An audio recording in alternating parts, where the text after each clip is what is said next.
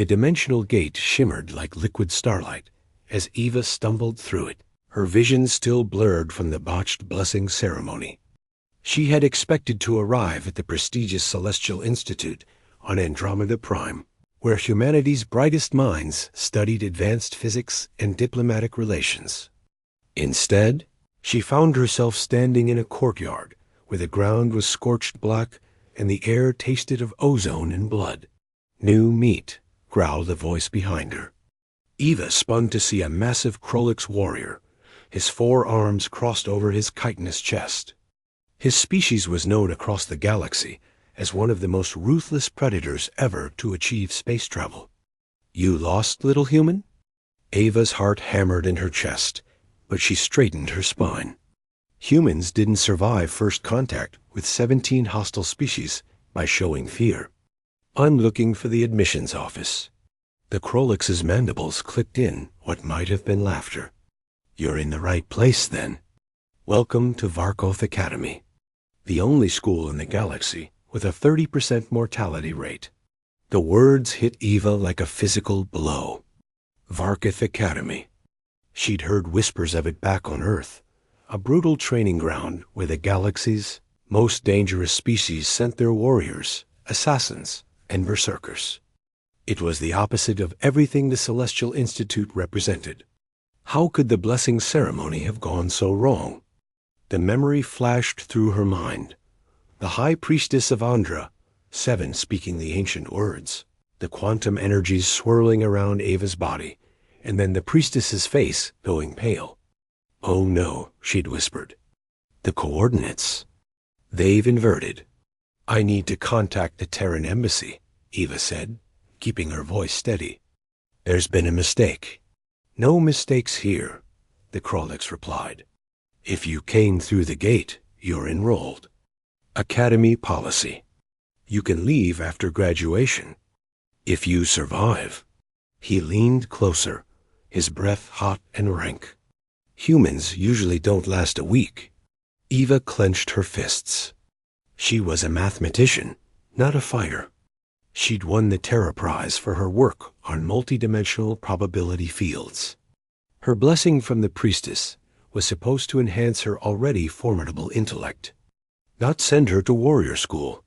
But as she stood there, feeling the eyes of dozens of predatory species watching her from the shadows of the courtyard, something shifted inside her. Maybe the universe had a sense of irony. Or maybe, just maybe, this was exactly where she needed to be. "Fine," Eva said. "Where do I sign up?" The first week was hell.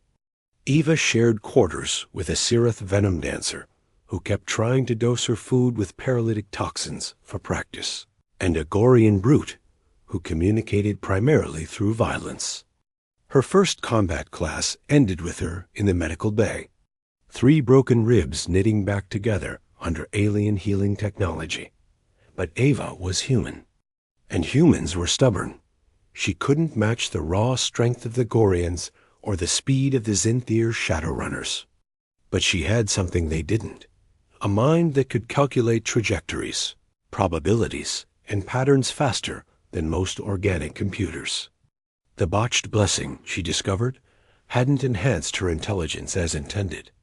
Instead, it had given her something far stranger, the ability to perceive quantum possibilities, to see the branching paths of cause and effect before they happened by the second week. She'd stopped taking hits in combat class. She moved like she knew where her opponents would strike before they did, because she could literally see the probability clouds of their actions. That's when Oliver found her. He was human too, which was shock enough. Varkoth Academy rarely had more than 1 human per cycle. Oliver was tall and lean, with scars that told stories of survival. He'd been at the academy for 2 years, a record for their species. "You're the probability girl," he said, sitting across from her in the cafeteria where Eva ate alone. "Everyone's talking about you." "Everyone's planning how to kill me, you mean?" Eva replied, not looking up from her meal. Oliver laughed, a sound that seemed out of place in this brutal environment. "Same thing here. But I've been watching." You're doing it wrong. Ava's eyes snapped up. Excuse me? You're using your gift defensively. Dodging, surviving, getting by. Oliver leaned forward, his eyes intense.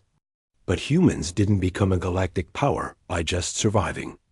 We won because we adapted. We improvised. We turned every disadvantage into a weapon. Over the next months, Oliver taught Eva how to think like a warrior instead of a mathematician. And Eva taught Oliver how to see the invisible patterns in chaos. Together, they became something the Academy had never seen before. A human tactical unit. They started winning. Not just surviving combat scenarios, but dominating them. Eva could predict where enemies would be, and Oliver had the experience to exploit those predictions ruthlessly. They took on missions that veteran warriors refused, diving into simulated war zones that mimicked the galaxy's worst conflicts. The Academy's instructors, representing dozens of species that had fought humanity during the contact wars, began to remember why they'd been so terrified of Ava's people in the first place. It wasn't humanity's strength or speed or natural weapons. It was their ability to adapt, to learn, to turn any situation into an advantage. By the end of her first year, Eva stood in the arena for the final trials. The Krolix from her first day was her opponent, along with 3 other apex predators from his class. Still here, little human? He growled. Eva smiled. And in that smile was the confidence of a species that had climbed from the mud of a single world to walk among the stars. I'm not little, she said. I'm human. And that means I'm exactly where I belong.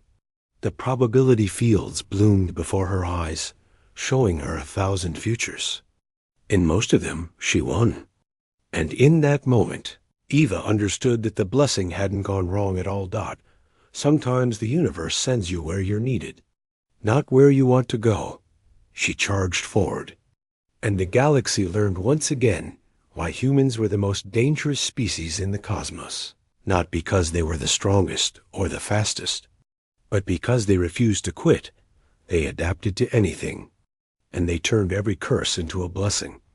That was humanity's true miracle.